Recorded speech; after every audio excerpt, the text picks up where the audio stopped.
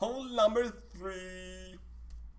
Hole number three. Now we're going to play right side. I know I've been playing left side in basically every type of hole guide and stuff like that, you know. But now when we do see the wind, this wind is perfect for us to play on the right side. And now we're going to use the curl that we do have on the Apocalypse level 6.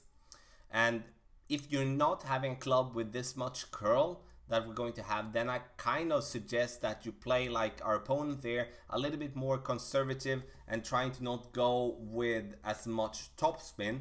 Then you maybe just want to focus on giving yourself like this more flat bounce before the bump there. You can see when I stretch it out there, you can see on the left side of this fairway, we're going to have this little bump that is going to push us more out to the right.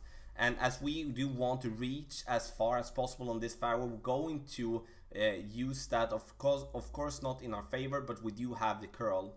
So we're going to adjust this shot for being like 10 to 12 rings, depending on how comfortable you feel by playing with max curl and slight overpower.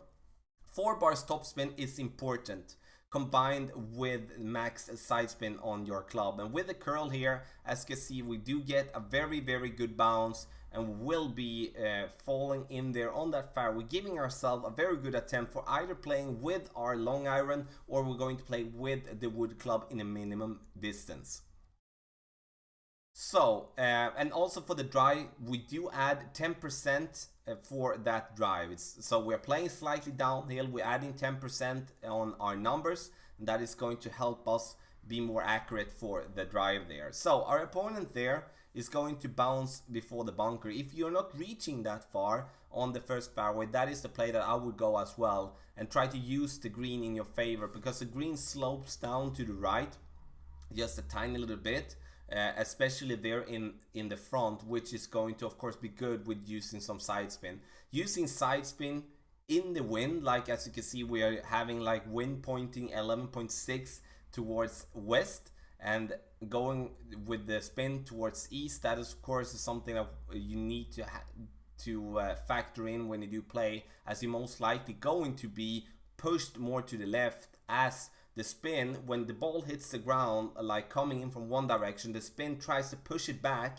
but it's not going to have that enough strength to do so. So we're just taking a look here. We're going to be like with 11.5 minimum distance of our club, as we're going to have some slight tailwind here.